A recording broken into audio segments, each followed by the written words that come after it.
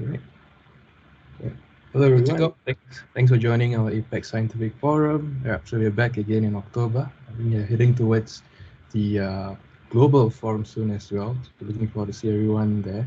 So we can go to the agenda for today. Yeah, let's go to the next slide. Yeah, so we have three main agenda for today. I'll just give a quick reminder on the follow-up survey, and we'll spend some bit of time there with the multiple source study, and hand over to Anna Ostropolets to continue discussing about the OHDSI standardized vocabularies. Okay, yeah, we will have got the emails about the follow-up survey for the support areas. We'd like to see more support coming in. Thus far, I think we've got about close to 5 responses. It'd be good to get more response from our community here. This helps us in understanding your needs, so we can fine-tune the future sessions to be more tailored towards these areas where we need more support. So we want to gather and help you out. Yeah, so the link is there. We'll also be sending out a reminder email sometime today or tomorrow.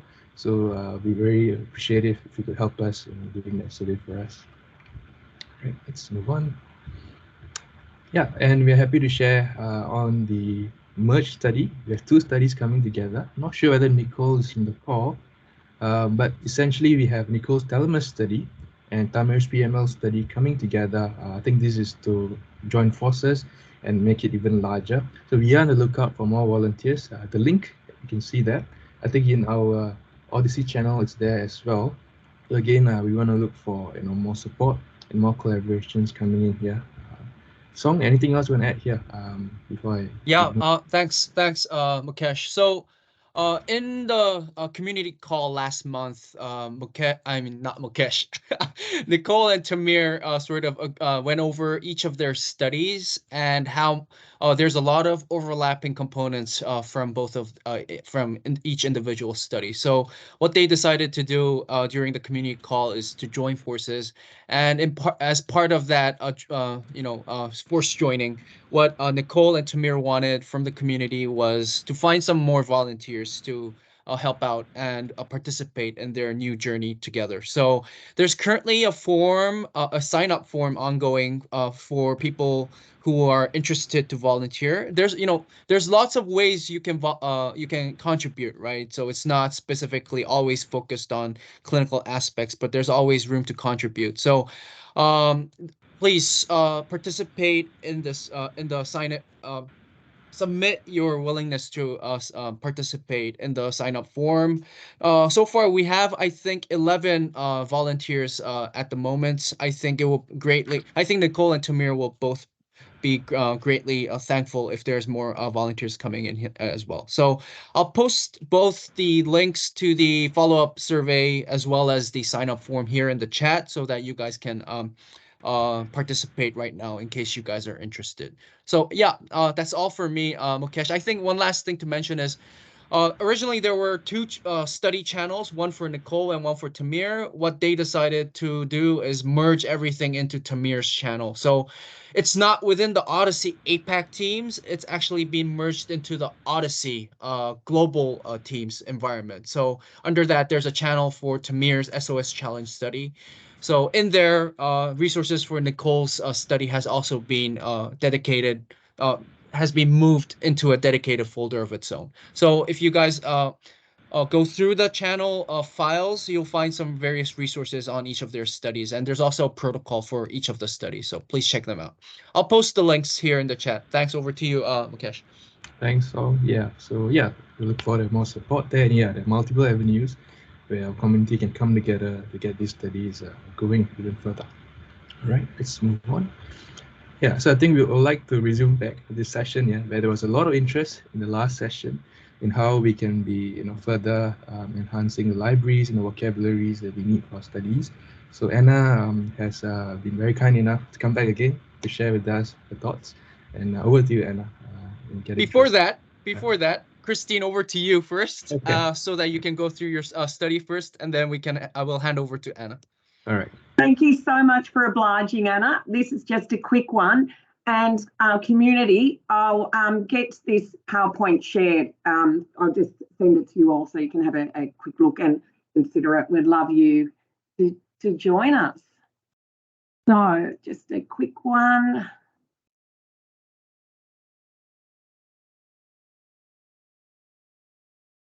Can you see that? Yes. All right. So we'll just go through. Okay. Medicinal cannabis, an OMOP use case, led by myself and Roger from the University of Melbourne. So we would like to use an OMOP collaboration to inform the safe prescribing. Christine, sorry to interrupt. When you turn Yes. your head, I think your mic is losing you, and we lose your voice recognition. Yeah. How's that? Much better. Okay. So the background of medicinal cannabis is that, like, clearly we've got lots of challenges in healthcare with a rising number of difficult to treat problems, including mental health, chronic pain, addiction, insomnia, and treatment-resistant conditions. And the treatment-resistant conditions meaning, you know, conditions that are resistant to evidence-based therapeutics. So I'm sure you're all aware that consumers are driving the demand for new and emerging therapeutics, such as medicinal cannabis. However, the big problem is there is no robust, comprehensive monitoring system in place to really monitor the effects of medicinal cannabis and to detect signals that indicate side effects, adverse events, or drug-to-drug interactions. So this is quite a problem. I'm concerned about it. So this is our proposal. It's to characterise patients who have a recording of medicinal cannabis in their EMR. And characterisation includes stats on gender, age, current and past history, and concomitant medication use. And we can also undertake some temporal analysis to see if MC use is associated with opioid, benzo, or SSRI sparing effects and possible adverse events. In Australia, the use of medicinal cannabis is on the rise. Over the last 2 years, there were 750,000 patients who were newly prescribed medicinal cannabis. And so this is not just prescriptions, this is those who are getting their first prescription. Does not include repeat or does not include furthermore prescriptions. And this is the increase. I'll just quickly show you this graph and then that's the end of it. I don't know whether the graph is coming up here. I'd like that to come in. Anyway, you can't see the graph, but the rise it's like a parabola, to be honest. And it's more, it's exponential, it's incredible. So, I'd like to ascertain the group's interest. We don't need to talk about it any further today because we want to hear Anna. I'll just close this. But just let me know your thoughts on this.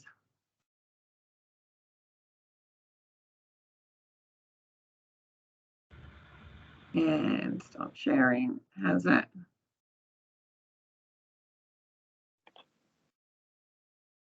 Thank you. Thanks, Christine. I'm going to send you that graph because I love graphs. I love biostatistics, and it is quite phenomenal. I see Roger's hand raised. Roger. Yeah. So okay, Roger.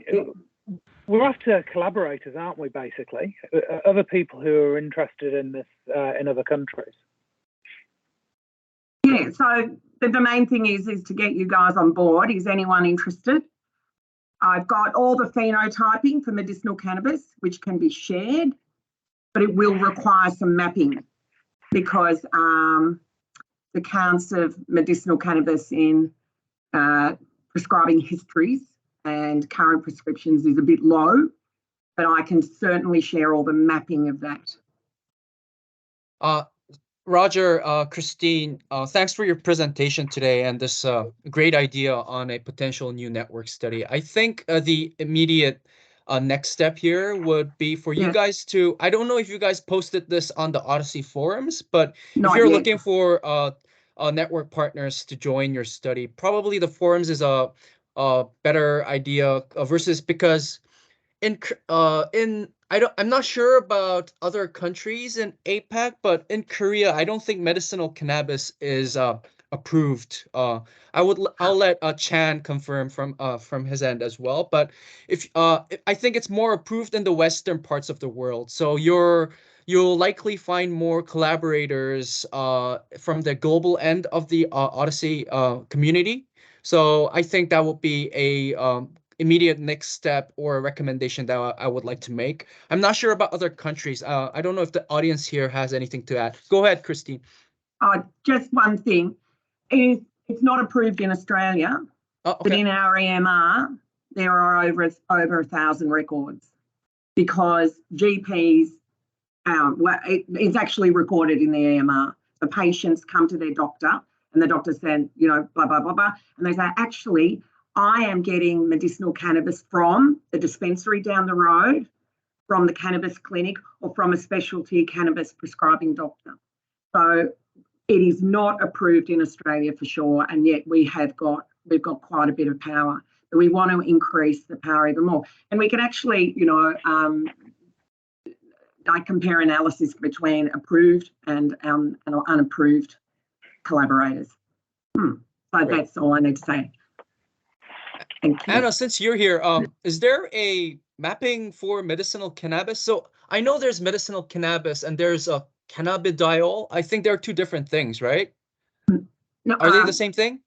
They're under the suite. Medicinal cannabis includes cannabidiol and they're the same thing, THC and CBD. I see. They've got two components, the psychoactive and the non-psychoactive. Anna looks like she knows a little bit about this. I do not. She's nodding. Maybe so that we can stop talking and you can go back onto your presentation, Anna. No, I think you would probably need to do some data digging to see if it's just in the notes, and then you need to do some NLP or there are actual prescriptions, and that's going to be a big difference. There are states where it's approved, but I have no visibility into how it's recorded in the data. In Australia, it's all in the prescription table. Interesting. Chan, did you have anything to add? I saw you unmute yourself. So even though I've never used the cannabis medication, I've never prescribed cannabis medication since I do not treat the patients with multiple sclerosis or epilepsy. But there are several medications approved to use in Korea. So, most of them are cannabidiol. And I think, Roger, you have the IRLS instance I've provided you, and we can find several, drugs in that IRLS instance too. Thank you. Great. I would highly recommend you post this. I'm pretty sure you'll get a lot of interest from the European partners from the European regions, Christine, because I think it's more common there versus in the APAC parts of the world. But again, I'm not saying the APAC people here shouldn't participate, right? Like, if you're interested, Christine and Roger are here, guys, for you to reach out to and discuss further. So yeah, let's not spend too much time. So we don't want Anna coming over again next time after daylight saving zone, right? Go ahead. That's a pleasure. What you mean? I love being here. Excellent. Please invite me. That means we'll invite you more often, maybe on a more frequent basis, right? Go ahead, Anna. You're sharing from your end, right, Anna? Yeah, we'll okay. Now. We will have no slides. We will just look at the templates because that's all about templates. And let me give you a brief recap of what we discussed last time, right? So with the community contribution that we're rolling out, we're trying to address community use cases in a couple of steps. And the first step was to identify the easy, common use cases that can be done through the templates. And then the second part that we are working on right now is building something for more complex use cases. So in case you see something, you have something that is not covered by what I will be showing in this presentation, you still can always create a GitHub issue on our repo, or just come to us and talk to us, shoot an email to anybody in the vocabulary team or post on the forums, and we will discuss the other use cases. And today we will look at the templates and how to fill them. And I want to start with showing you, the landing page. In the vocabulary GitHub, you would click on Wiki, and Wiki now has all of the information about the vocabularies, and this is the place where we have all of the news, all of the up-to-date information about the roadmap, about separate vocabularies, about development process, and so on and so forth. So pretty much the knowledge source to go and look something up regarding vocabularies is the Wiki GitHub. And if we go to the contribution, you can see community contribution here. You can see community contribution here. These are the same links.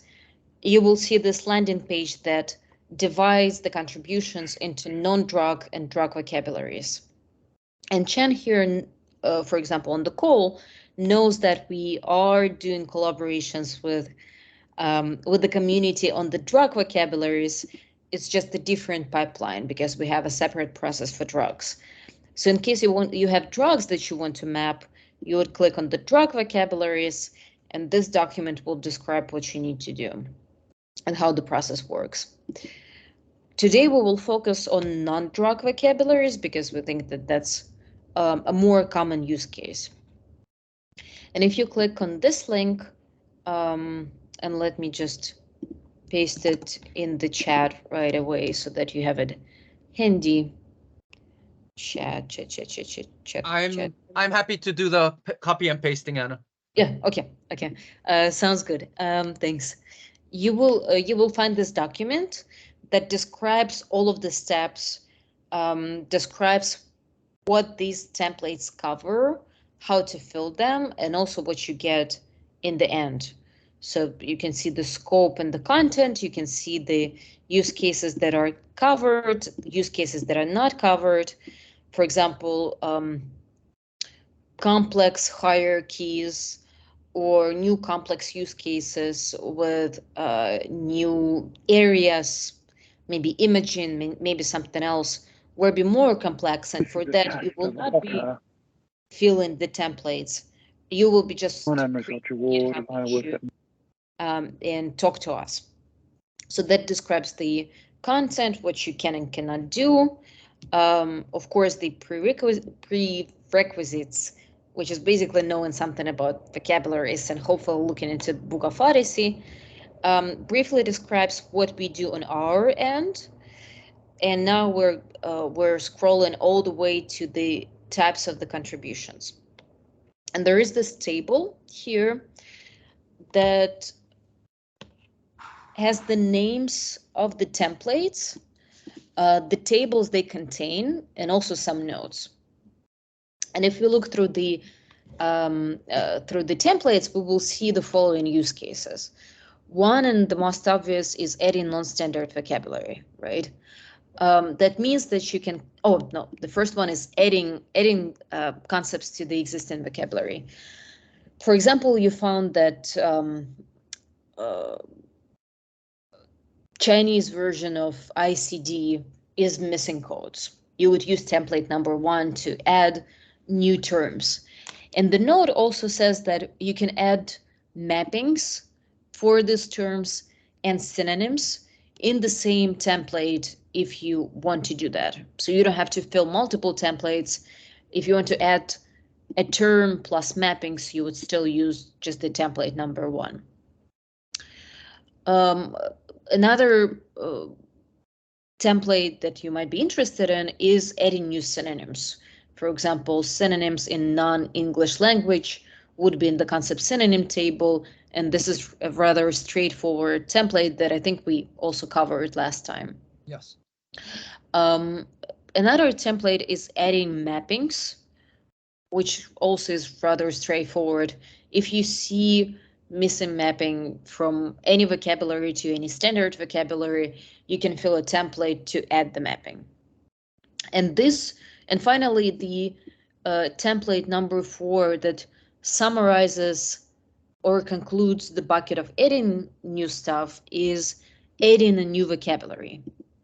So here, what we really mean, and I want to clarify it because I heard a couple of questions from different people. When we say new vocabulary, what we really mean is that it has to be a vocabulary. So if you have something in your flow sheets, in your source data that looks like a bunch of free text strings, that would not qualify as a vocabulary. Vocabulary ideally should have an external source with a link, some identifiers, some codes, and a structured name. So it can be just a bunch of free text strings. If you're interested in mapping your free text data to OMOP, Melanie would be the point of interest. She's leading, it used to be HR work group, then she renamed it into Healthcare Systems of Interest or something like this. And she has interest into building this knowledge base of free text mappings. Here, again, when we say adding a new vocabulary, we really mean vocabulary. And right now we're adding non-standard vocabularies with or without their mappings. So again, if you want to add something that is standard, something that covers new area like imaging or something else, it will not be done through the templates. It will be done through other pipelines, and probably a good idea is to create a GitHub issue. But if you want to add in a vocabulary that is non-standard, such as flavors of ICD, that would be your template to go with, and we will go through this template on this call. Then there are 3 templates for modifying content, and template number 5 is changing the attributes of the concept. The most common use case is domains. If you see CPT4, Loing, SNOMED, any other concept that has the domain that you don't like, a common thing is measurements versus procedures, conditions versus observations. You can, as usual, post on the forums, but also you can fill the template to request to change the domain to something else.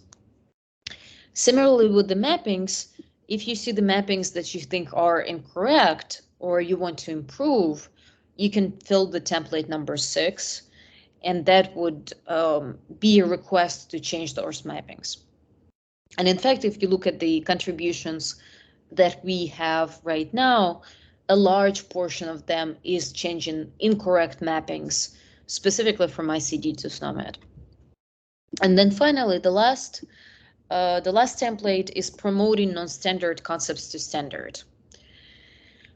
So in case you have something that you want to use in your standard fields, like type concept ID or condition concept ID or something else, but this term is non-standard and you cannot use it, you can request to promote it to a standard term, because we know that, for example, SNOMED concepts die.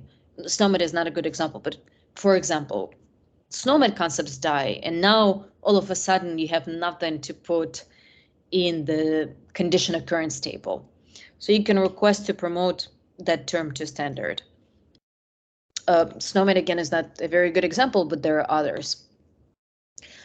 And we will, and just to go over the rest of the document, it describes all of these use cases that I just outlined in more details. Per each template, you have the example, what you will need to hand over, and what you will get in the end. that covers the templates, more words about what is not covered through the templates so that you know that you will create a GitHub issue without creating templates. You don't need to spend time on that. And then, of course, some specific details on what to do, how to open a GitHub issue, how to fill the templates, submit them, and what you can expect. And the general expectation is if you hand over your contribution 2 months before the release, it will be incorporated into the next release. So our target date for the next release is February, probably end of February, which means that you can hand over the templates by end of November. And I saw that there was a question in the audience, right? Yeah. Yeah, so Anna, it was just me raising my hand. I just wanted to make sure. So any templates we submit, any issues we raise, it will all be consolidated and applied in the next release of the vocabularies, right? It's not something that will be immediately reflected, correct? Right, because right now we have 2 annual releases. Right. So nothing happens really between them. Yeah, so this is recalling or discussion from last meeting. This is a recent change that has happened within the OHDSI community. So the takeaway for everybody here will be any changes to the vocabulary that you want to happen will now take on a twice a year basis. And the next one coming up is in February, and the last date to submit any changes for that will be the end of November this year, correct? Mm-hmm, Okay, excellent. And I also had another question. So you mentioned we distinguish non-drug and drug, right? Are the templates the same for drugs and non-drugs, or are they different? That's a very good question. The reason why we distinguish them is because the process is different. Okay. For drug vocabularies, we don't have templates per se. It's still filling tables. Okay. Is just what we've seen so far is that it's virtually impossible, unless it's a very, very limited scope, like a couple of drugs. It's virtually impossible to manage addition of a new vocabulary through the templates, because you have all sorts of dependencies between tables, and if you fill them manually, something is going to break. Okay. So with drug vocabularies, we have the instructions for filling the tables. It's still filling the tables. It's different tables, and we do recommend to do that programmatically. Why? Because if I scroll down all the way to the end to QA/QC, you will see that the document points to 3 files with QA/QC scripts, and somebody needs to run them on the data. So it's virtually impossible to do that through the Excel spreadsheets. Okay. So it's still pretty much filling the tables. It's just it is more complex, and it does require somebody to be able to write SQL. Okay. Maybe I don't know if we'll have enough time, but if we don't, maybe we invite you once more to go through the drug vocabularies, because I think for new countries that come on board, right? So for new, for example, APAC chapters that come on board, it's always the drug vocabularies. That's there's always country-specific drug vocabularies existing, right? So I'm pretty sure this is a common use case for all regions that are new, and also for new regions that update their vocabularies on a regular basis, right? So I think it's worth the time, as long as you accept. But yeah, let's not deviate from the original plan. Please go ahead with your with your original plans on going through the template 4 on the non-drug vocabularies. That sounds good. I mean, I probably wouldn't be able to deviate too much to drugs, because yeah, we'll need to prepare examples and some sort of meaningful way to convey all of this information. It's a lot of information on how to build that. But that sounds good. Absolutely. So yeah, so let's table for now that you see there is even some code embedded right here. Just table for now that drug vocabularies can be incorporated. You just will not be filling the templates for it. Sounds good. So the non-drug vocabularies have the link to Google Drive that has the templates, and I already have this open. And it pretty much, the name of the template directly corresponds to the table. So you have template number 1, adding concepts, all the way to template number 7, promoting non-standard to standard. And as I said before, today we will talk about adding vocabularies, because that's probably the largest template with the most content to fill. And it's a nice illustration of what you need to go through.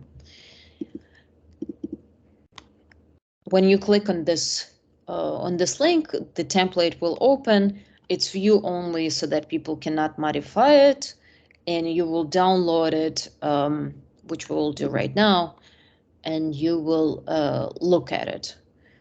So the way I was thinking about it is I will go through the structure. I will show you some examples, and then we will try to fill a couple of concepts for this template together based on one of the examples.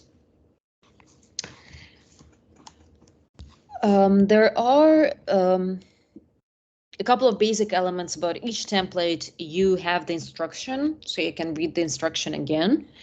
You have common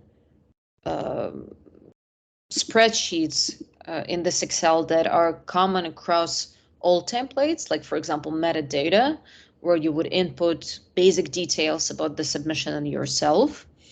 And also, quite importantly, the last spreadsheet will always be the checklist.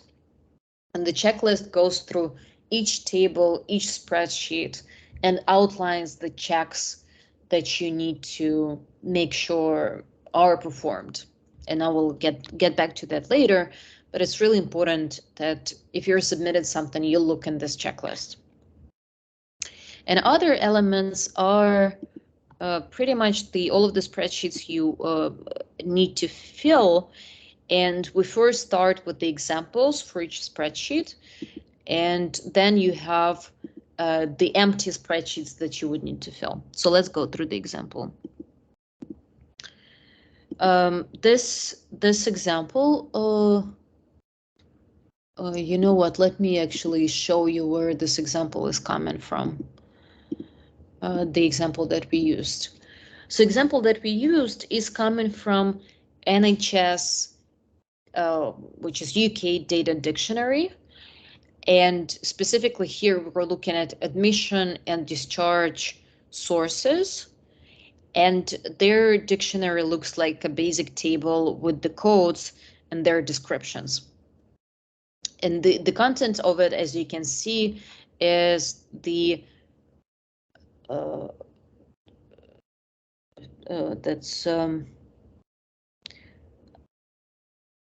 place of service. This is the word I was looking for. Different places of service where people were admitted from or discharged to. But this is pretty much the starting point that we start to work with. And the very first thing that we want to fill, oh, and one more thing. So these are some local terms for the place of service. They can be added as non-standard terms, and they can be mapped to standard place of service in the OHDSI vocabularies. And this is what the request was, to add this as a new vocabulary and add the mappings as well. So the first thing that we want to do, because it's vocabulary and mappings, we want to create this complete view that has everything under one roof, semi-formatted, so that it's just easier for you to work with it. You don't have to fill this part, it just really helps if you do that. And what you see here is we copy-pasted all of the names from the table I just showed you. We copy-pasted the codes, the original codes, and then we added some of the other attributes that we know. So we added vocabulary ID that we came up with, And domain concept class, I will talk about how to derive that later on. And then in the same spreadsheet, we added the mappings to the standard terms in AMA vocabularies. And this way of structuring things really, this is what we do in the vocabulary team for our mappings. And we find it really helpful because here you can actually see the source name, and then you can see what you map it to so that you can debug it easily. So that, yeah, this first spreadsheet pretty much contains everything that you want to do. And then you would split this complete view into separate tables.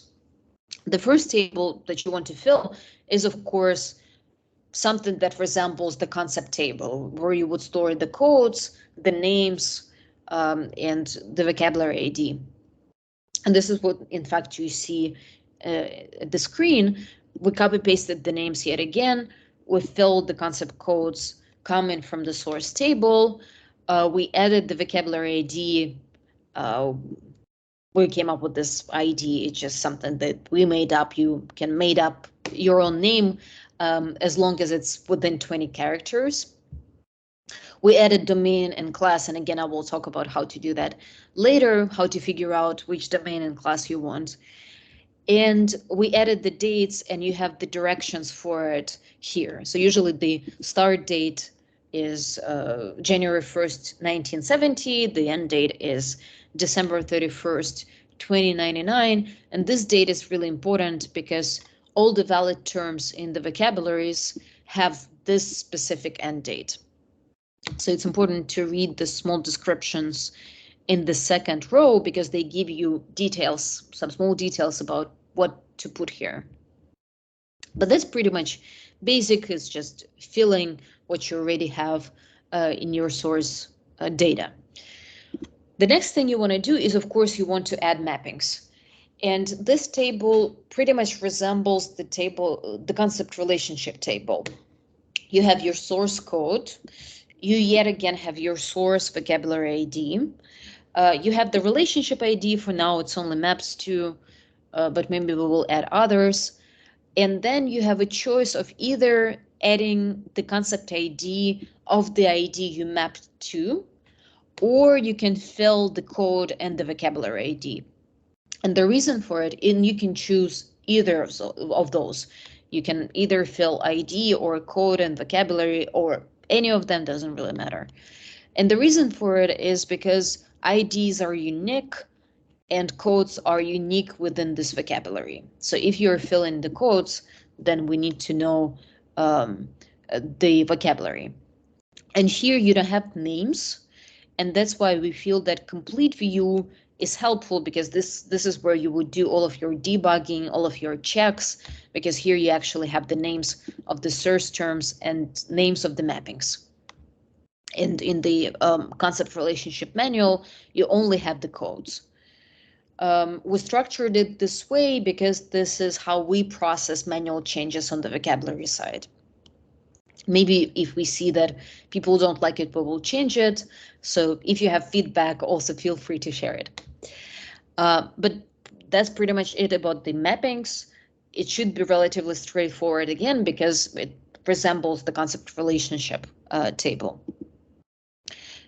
Yeah, and if anybody has questions, just jump in. If you want to, and if you don't want to add mappings, you don't have to. Like, it doesn't have to be filled. It just in case you have them. Mm-hmm. Yeah, Anna, a question, right? So the order we're supposed to fill this in is we need to do the complete view first, right? It just helps. Okay, yeah. It helps. Okay. When we fill out the rest of the tables after the complete view, Anna, can we copy and paste what we did in the complete view into the other tables, other spreadsheets, or do we need to do something new for? No. Okay. No, you just copy paste. Okay, you great. Just copy paste. We don't necessarily check the complete view, and we don't process it. It's really for your convenience. Okay. And you would then copy paste from this general view spreadsheet into all of the others. So then we can fill out the other tables, other sheets first, and then copy into the complete view as well, right? It can be done vice versa, right? Yeah, if you feel that complete view is not helpful, you absolutely don't have to fill it. Okay, I see. Okay. It's absolutely not necessary. It's just, again, when you map something, it's nice to see what you mapped from and map to. And the complete view provides you this opportunity, while the templates themselves, concept relationship manual, doesn't have any names. Okay. So if you try to QA, like if I'm trying to QA QC this now, I cannot do it easily because I don't have names. Like I don't know if that's the right mapping. I see. As opposed to, you know, looking at the view and seeing, oh, okay, psychiatric, what did we map? High security psychiatric hospital was mapped to psychiatric hospital. Looks fine. Okay. You know, this type of thing. That actually reminded me about the domain and concept class. It's not necessarily that obvious. Like sometimes you can easily figure out the class and domain. For example, condition and something else. Sometimes your vocabulary gives you classes. They have their own classes. Then you would populate the class with whatever you have. And a domain will be within the domains that we have right now in Odyssey. Condition, drug, observation, measurement, so on and so forth.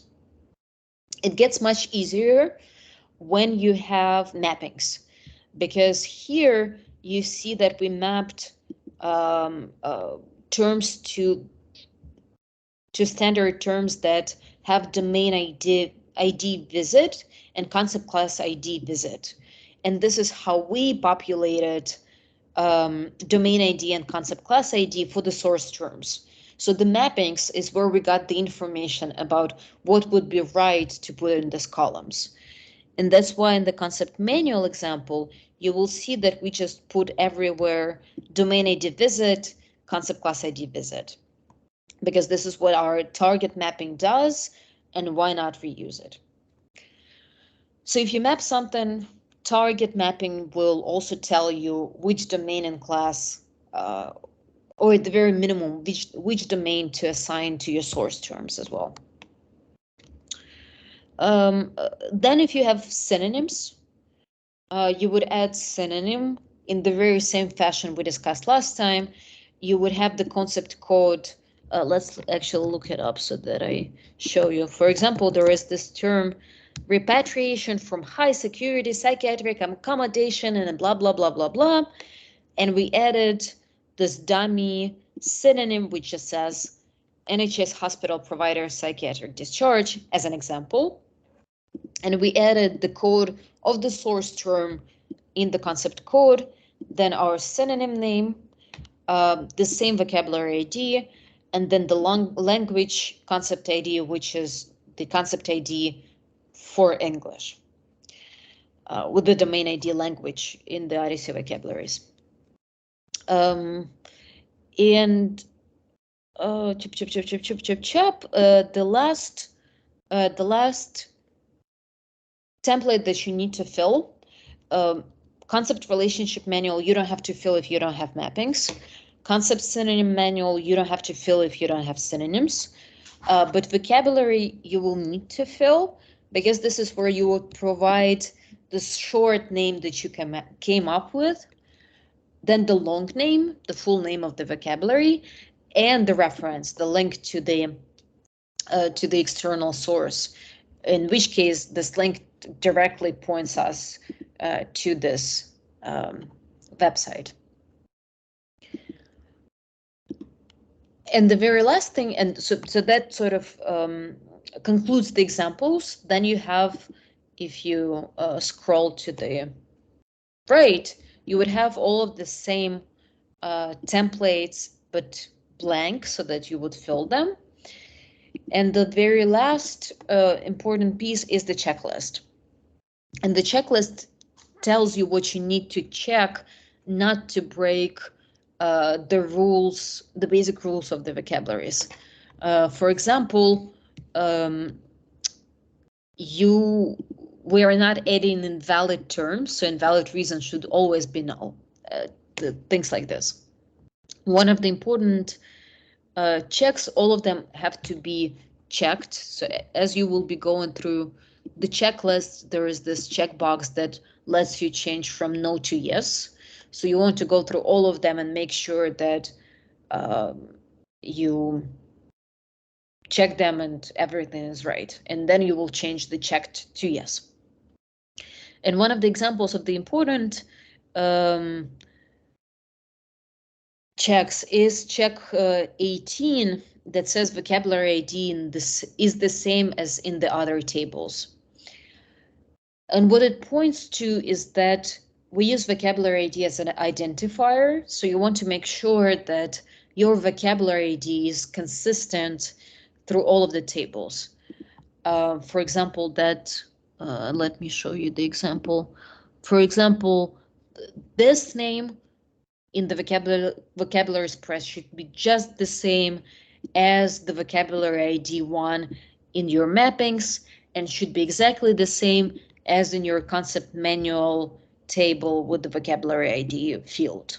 So you really want to make sure that the name of your vocabulary is consistent throughout the spreadsheets. But there are also other checklists, other items in the checklists, and all of them are important, so you want to make sure that you look at them.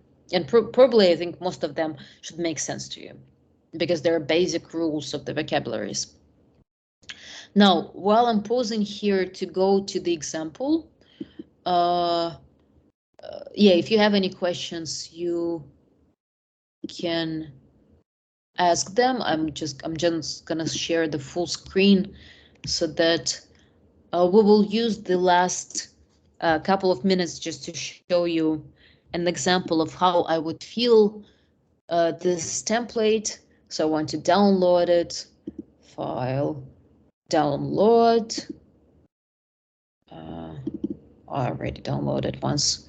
And what I will be using as an example is another contribution that we received, which has ethnicities coming from the same NIH data dictionary. So here you can see the very same structure, the codes, the descriptions. So I'm going to be using complete view first, and I will try to make it larger so that all of you guys can see it. And I will just fill the complete view first, just to give you a sense of how we're doing that for a couple of concepts. So the first thing that we want to do is to just copy this information. Copy.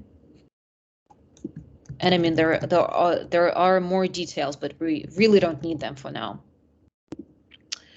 And I'm just gonna do this thing. So the concept code, obviously these codes will go into the concept code and the names will go into the names. One of the interesting things here is that there is this dummy code of non-stated. You can choose to add that or not to add that, because you know that there are all sorts of flavors of unknown, not stated, not recorded, and we generally don't want to keep that.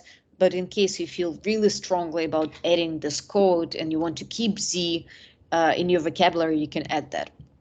But that would be the first step. Then I don't know, let's pretend I don't know how to fill domain in class yet. Now I need to fill vocabulary ID, and let's say I came up with NHS race, which I think it actually what it ended up being. So I will just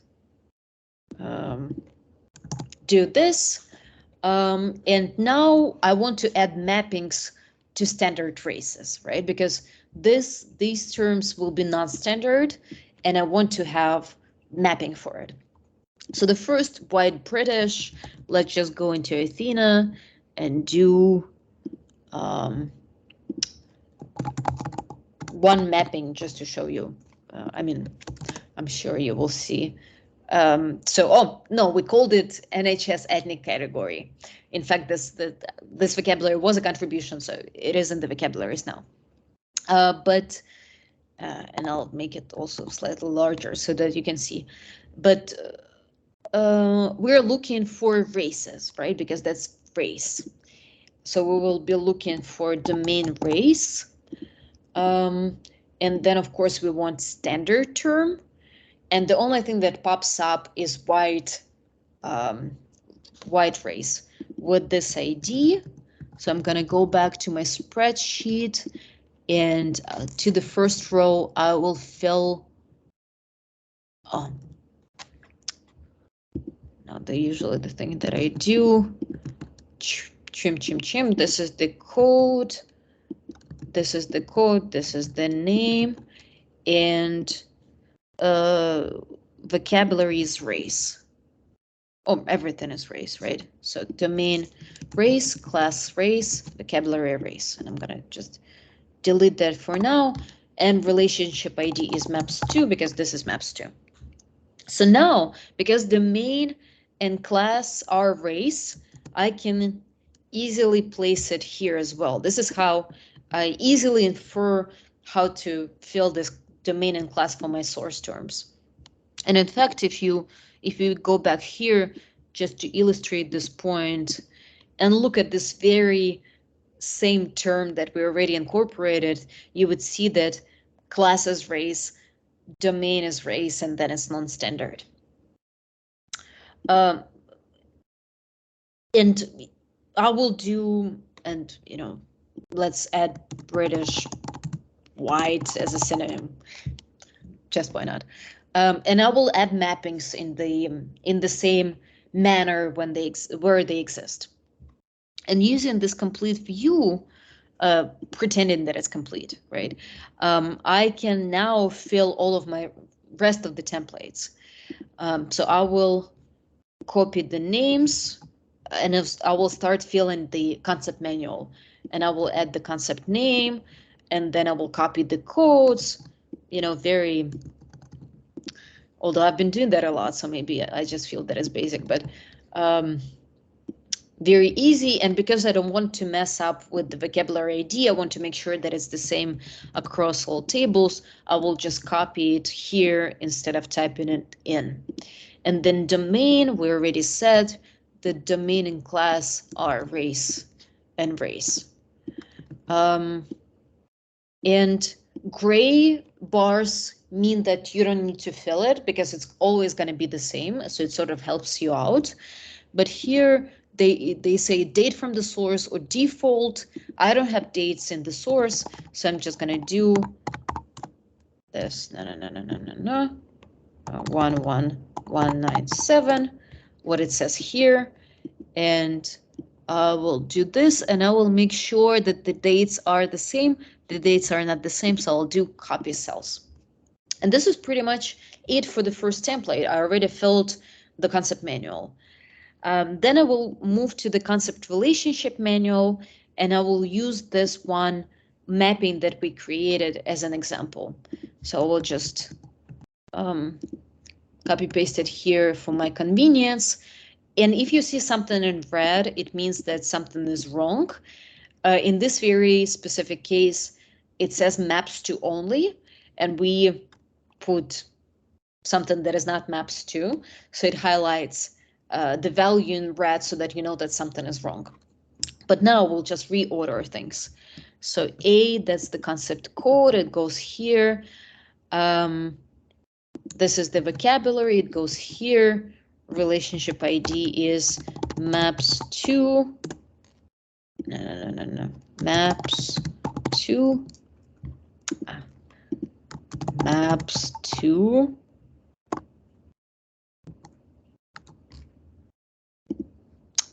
Yeah, that's what I want to do.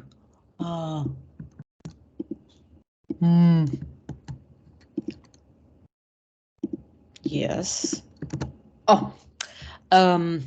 Maps to, and then I could have copied that from here. Stupid me. And now I will get my code and ID of the mapping, or code and vocabulary ID of the mapping, and I will put them here. And I will delete that because I obviously don't need this. Don't need this. And the relationship start date gonna be the current date, which is October 4th. These are gray, you don't need to fill them. Oh, also what is interesting here that we haven't touched yet are these pieces. So this is the metadata we collect per mappings, and that basically describes on how you arrived at mapping and whether you think it's a good mapping. So confidence in the mapping, I would say we mapped white to white. So I want to say 1 because I'm pretty sure that this mapping is good. Then I can indicate the type of mapping. Exact match is for the exact match, 1-to-1. Narrow match is if you map from something that is broad to something that is specific, and broad match is vice versa. Like for example, if you map type 2 diabetes to just diabetes, that's going to be broad match. In this case, I think it's narrow match.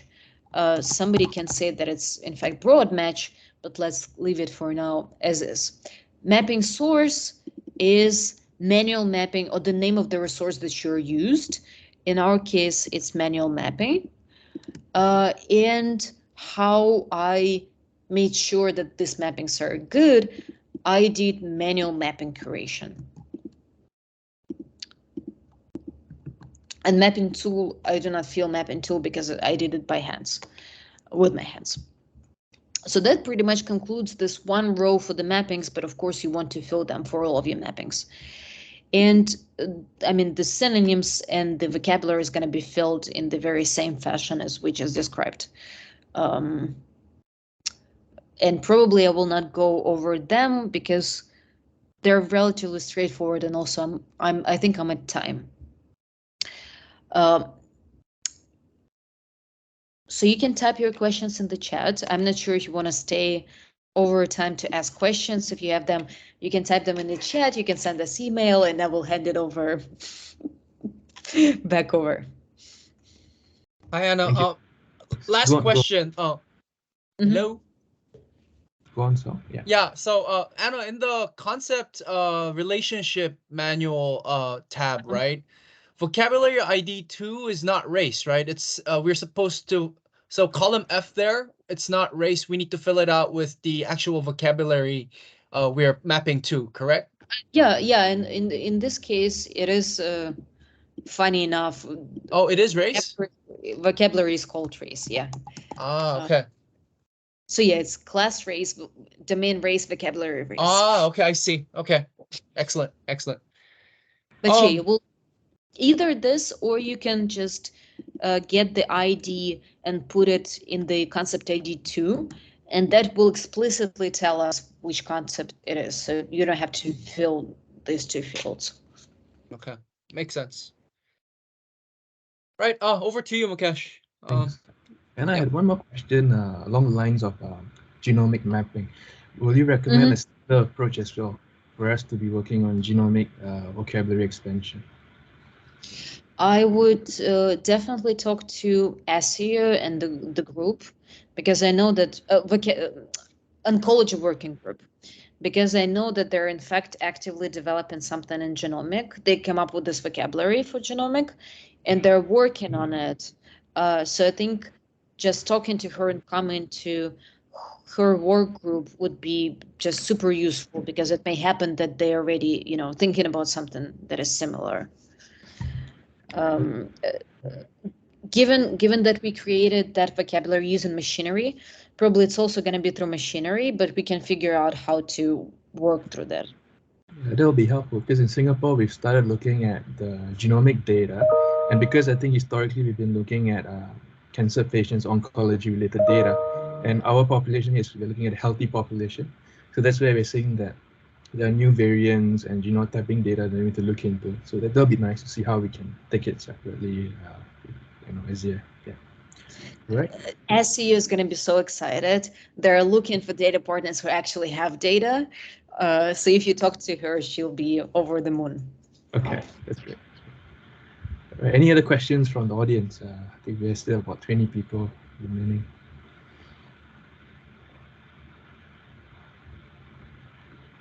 All good? All right. Okay. All right then. Thanks so much, Anna, for taking your time and joining us here again today. And Christine and the rest as well for sharing about your studies. Yeah, we hope to have you guys coming back again in the future to share more. All right. Have a great day ahead. Thanks, everyone.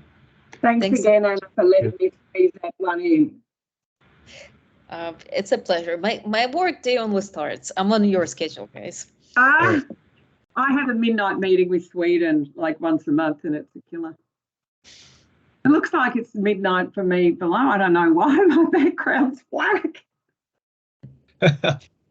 Oh. Thanks again. Bye. Okay, thanks so much. Yeah. Bye.